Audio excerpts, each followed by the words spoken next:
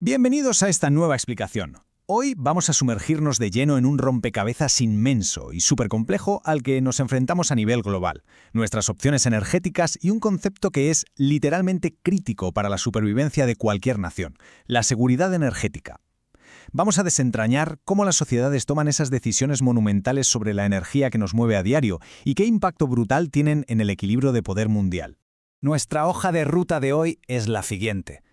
Empezaremos con el dominio absoluto de los combustibles fósiles.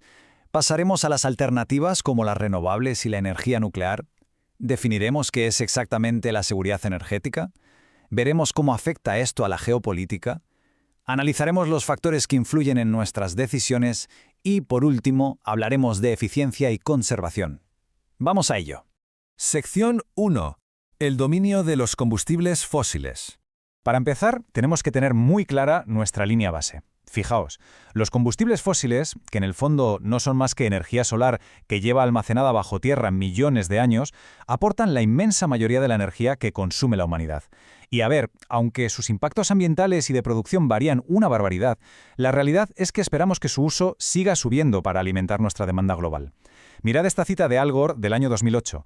Compara la extracción extrema de recursos supercomplejos como las arenas bituminosas con una adicción a las drogas en su fase más desesperada. Es una imagen durísima, ¿verdad?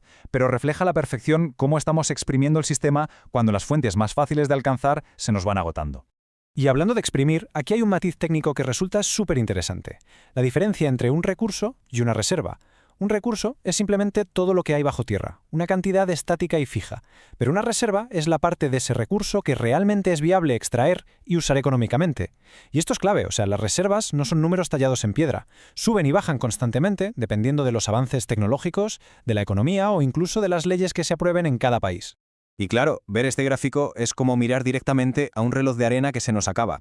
Al ritmo de consumo actual, el petróleo será el primer gran combustible fósil en desaparecer por completo, y calculamos que eso pasará en aproximadamente un siglo. Después le seguirá el gas natural y por último el carbón. Este límite de tiempo nos dice a gritos que nuestro modelo actual simplemente no se sostiene, lo que nos obliga, sí o sí, a buscar otras alternativas. Así que pasemos a la sección 2. Alternativas, renovables y nuclear. Frente a los fósiles, tenemos el grupo de fuentes con menores emisiones de dióxido de carbono, liderado por las renovables. Hablamos de la energía solar, la biomasa, la hidroeléctrica, eólica, la undimotriz, la maremotriz y la geotérmica. Ahora mismo, a nivel global, son solo una parte relativamente pequeña de todo lo que consumimos, pero la expectativa es que su uso se dispare de forma espectacular en los próximos años para poder cubrir la demanda mundial de una manera muchísimo más limpia. Y el gran motor detrás de este cambio es sin duda la innovación constante. Los avances tecnológicos están abriendo fronteras que hace poco parecían ciencia ficción. Fijaos, por ejemplo, en estos sofisticados sistemas de captura de energía undimotriz. Están diseñados para atrapar y aprovechar el movimiento perpetuo de las olas del mar. Es un testimonio brillante de cómo nuestro ingenio puede llegar a canalizar la fuerza natural del planeta de formas completamente novedosas. Luego tenemos la otra cara de la moneda de las bajas emisiones, la energía nuclear. Ojo, que en esencia no es un recurso renovable, pero su potencial es tremendo. Su gran ventaja es que puede generar unas cantidades masivas de energía utilizando poquísima masa, y todo esto casi sin soltar dióxido de carbono. Pero trae consigo unos riesgos inmensos y súper controvertidos. Hablamos de unos costes de construcción de plantas altísimos, el enorme dolor de cabeza que supone almacenar residuos radiactivos durante milenios y, por supuesto, la sombra de accidentes catastróficos que todos tenemos en mente. Lo que nos lleva directamente a la sección 3. ¿Qué es exactamente la seguridad energética? Bueno, la seguridad energética puede sonar a término aburrido de telediario, pero es literalmente la base de la supervivencia de un país.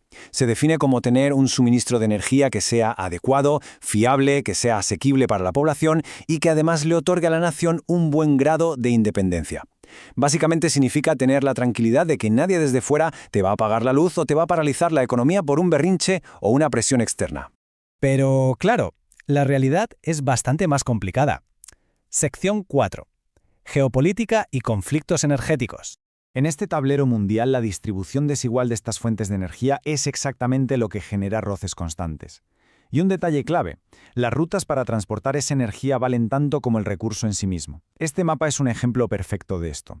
Tras la caída de la Unión Soviética, resulta que un alucinante 80% de todo el gas que Rusia exportaba hacia Europa fluía obligatoriamente a través del territorio de la infraestructura de Ucrania.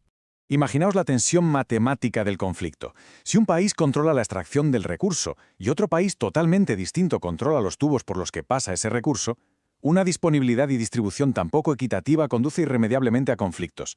Depender de la energía de fuera funciona de maravilla durante tiempos de paz, pero se convierte en una vulnerabilidad de seguridad enorme en el instante en que surge la más mínima disputa política o económica.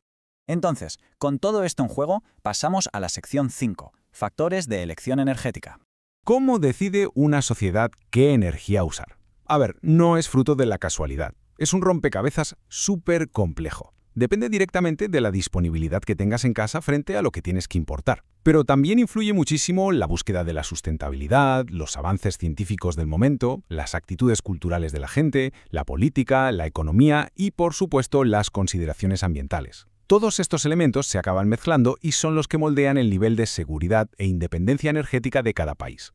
Y es fascinante ver cómo todos estos factores chocan entre sí en el mundo real. Mirad estas imágenes. Por un lado tenemos un avance tecnológico masivo como el fracking, la fracturación hidráulica. Esta tecnología de repente nos permite desbloquear nuevas reservas gigantescas de energía, alterando por completo la disponibilidad.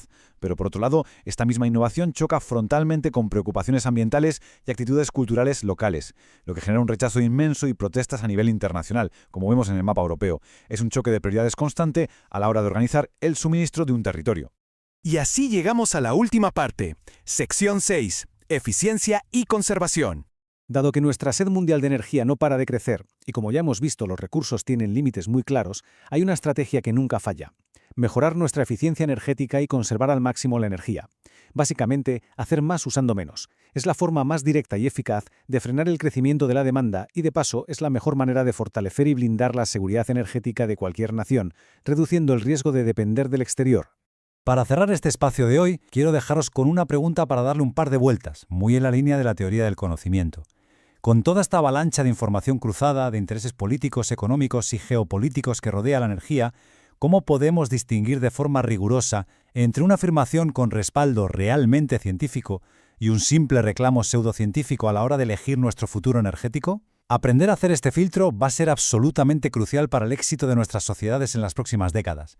Pensadlo bien. Hasta la próxima.